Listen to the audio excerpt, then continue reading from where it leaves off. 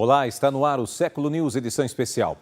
Papa Francisco chama a atenção do mundo para o tráfico de pessoas. Há 6 anos, Bento XVI apresentava sua renúncia. E veja ainda, DJ mexicano fala sobre sua paixão pela música eletrônica católica. Durante o Ângelus dessa semana, o Papa Francisco novamente chamou atenção para o tráfico de pessoas. Acompanhe. Durante o Ângelus deste domingo, o Papa Francisco refletiu sobre a milagrosa captura de peixes no Evangelho. Ele disse que, como São Pedro, é preciso ser aberto e generoso para com Deus.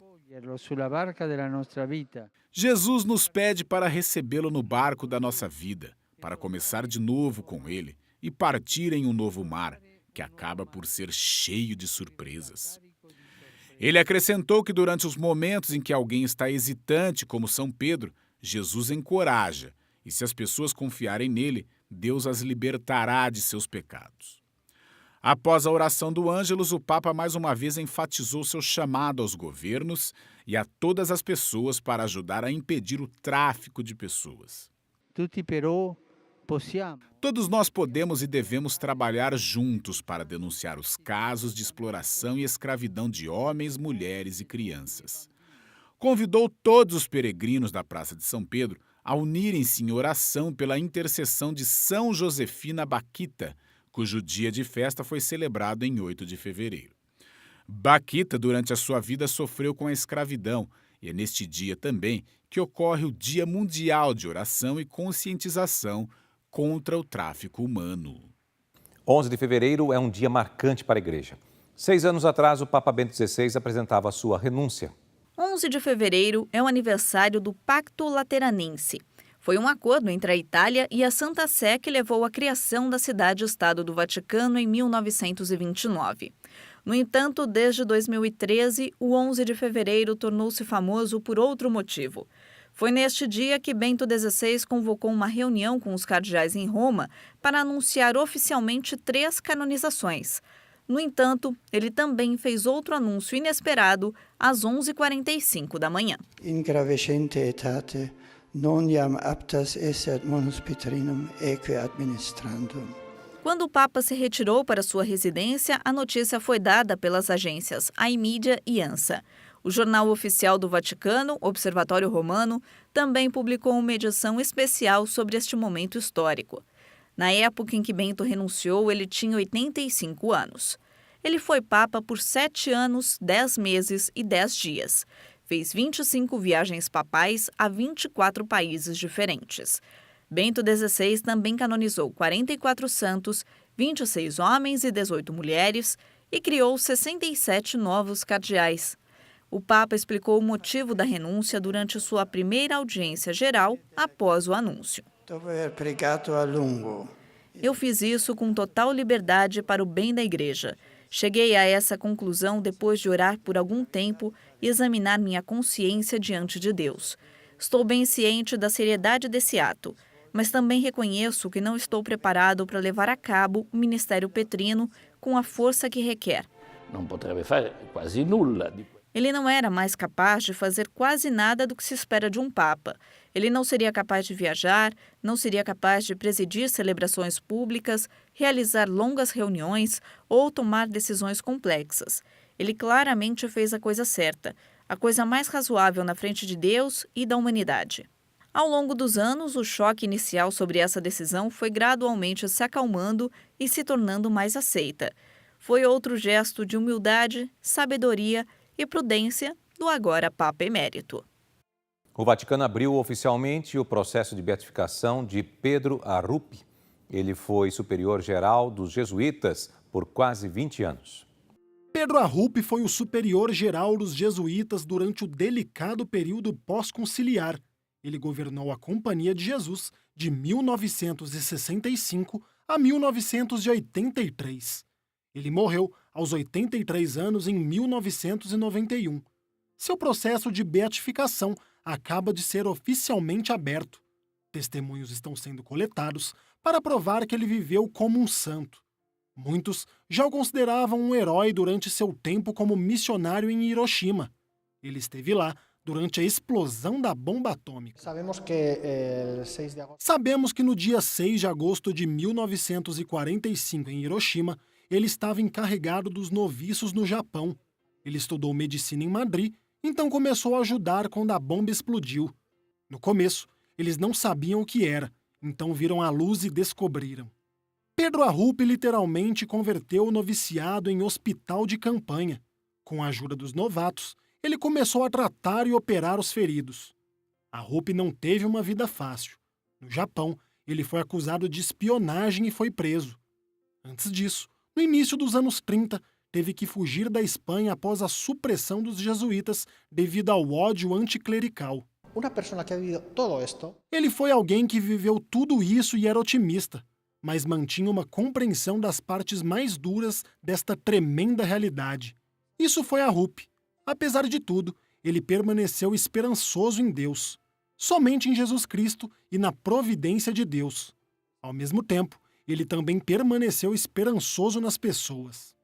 Durante seu tempo como superior geral na Companhia de Jesus, ele teve que navegar no tempo delicado após o Concílio Vaticano II, liderando os jesuítas em duas direções opostas. Um caminho queria mudar radicalmente tudo e o outro não queria nada mudar. Para ambos, ele ofereceu o mesmo conselho: orar. Ele deve ter sido muito claro, porque 30 anos depois, até o Papa Francisco não esqueceu o conselho. Pedro Arrupe impulsionou a dedicação dos jesuítas à defesa da paz e dos direitos humanos. Ele disse que a Igreja não pode fechar os olhos para as injustiças humanas e que ela não pode se afastar da missão de ajudar os pobres. Seus últimos anos foram difíceis.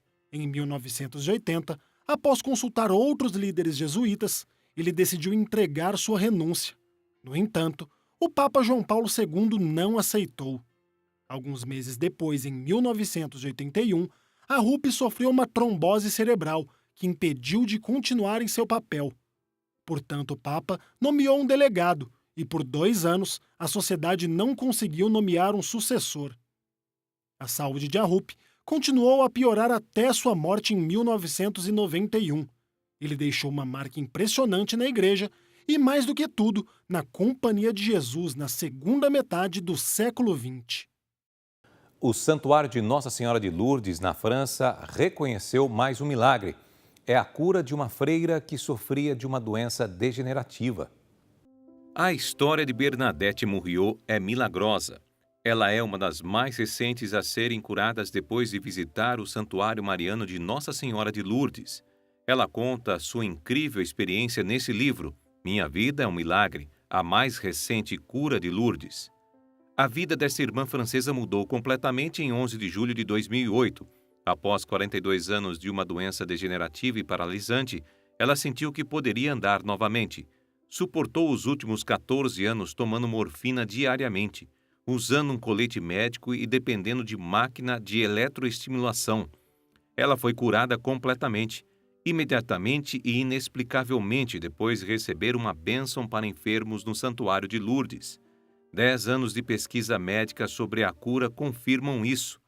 Bernadette não tem nada além de palavras bonitas para falar de Lourdes. Em Lourdes, encontramos a Mãe Bendita, a presença da fraternidade universal e o acolhimento dos mais frágeis. É um lugar onde não há diferença entre os peregrinos que chegam sozinhos e os doentes trazidos em cadeiras de rodas. Através do serviço aos doentes, Jesus está presente e os doentes oferecem muito àqueles que importam com eles. Encoraje os jovens a virem a Lourdes para ajudar os doentes, porque você recebe muito mais do que dá. Além de viver fisicamente sua doença, irmã Bernadette também é enfermeira. Ela acompanha muitos outros em peregrinações a santuários como os de Lourdes. Ela diz que há muitas lições para aprender com a doença. Dos doentes aprendemos a nos tornar pequenos, porque não temos a resposta para o sofrimento dos outros. Aprendemos a paciência, aprendemos a viver o presente, como um dom, embora dependamos dos outros. Continuo a ir a Lourdes para orar pelos doentes, acompanhá-los, não com palavras ou discursos, mas simplesmente para estar com eles e ajudá-los. Sua cura foi apresentada em Roma. Ela foi acompanhada pelo bispo da diocese de Beauvais, que declarou oficialmente a história de irmã Bernadette como um milagre. É algo que não pode ser explicado em nível científico. Ao mesmo tempo, significa que houve intervenção divina, pelo menos para nós, que acreditamos. O livro também inclui uma seção com textos da comissão médica e declarações que certificam a cura rápida e milagrosa de irmã Bernadette. É o 70º milagre reconhecido pelo Santuário Francês. Papa Francisco é eleito o melhor líder do mundo, segundo pesquisa internacional. Papa Francisco foi classificado como o melhor líder do mundo. Isso de acordo com a pesquisa global anual da Gallup International, realizada em 55 países. O Papa Francisco ganhou 56%, arrebatando o primeiro lugar de Emmanuel Macron e da chanceler alemã Angela Merkel. Eles ficaram em segundo e terceiro lugares, respectivamente. Os países onde o Papa é melhor avaliado são Colômbia, Croácia, Itália, Espanha e México. Ele é classificado negativamente em apenas 4 países: Paquistão, Sérvia, Turquia e Azerbaijão. O Papa Francisco lançou uma nova maneira de viver a liderança. O documentário Liderança e o Papa Francisco, da Rome Reports, entrevista celebridades internacionais como Andrea Bocelli, Garry Kasparov, Mike Piazza ou Lilian Tintori para desvendar as chaves dessa liderança. Você pode assistir no Home Reports Premium. Um DJ mexicano fala sobre sua paixão pela música eletrônica católica. E tudo começou aos 10 anos de idade. Confira na reportagem. Gabriel Echel é um DJ mexicano. Sua paixão pela música começou aos 10 anos com foco na música eletrônica. No entanto, ele disse que não existia nenhuma música nesse gênero. Então, decidiu produzir sua própria música eletrônica sobre Deus. Eu não conseguia encontrar muita música que eu gostasse. Quando eu procurei por música eletrônica católica, eu não consegui encontrar. Então, tendo meu talento que começou a se desenvolver em um campo de necessidade, comecei a fazer isso sozinho. Gabriel quer deixar uma mensagem com os jovens e criou o projeto 100 Shows para a Paz. É uma turnê de 100 concertos de música eletrônica que incentiva os participantes a levar a sério a fé. Eu realizei 100 concertos aqui na cidade de Guadalajara e em alguns lugares no México com a intenção de compartilhar a mensagem de Deus. O resultado foi a paz. Este projeto ajudou muitas pessoas, por isso ele repetiu na Jornada Mundial da Juventude no Panamá, onde compartilhou seu som eletrônico com milhares de jovens de todo o mundo. É uma grande bênção. Foi a primeira vez que eu fui. Foi uma oportunidade para fazer parte da igreja como jovens e também como músicos. Além da música, Gabriel Echel tem um videoblog no YouTube, onde ele conta suas experiências e explica como ele vive sua fé pessoal.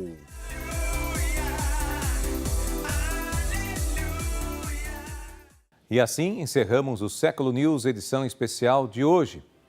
Nós voltamos no próximo sábado. Um bom fim de semana. Até lá.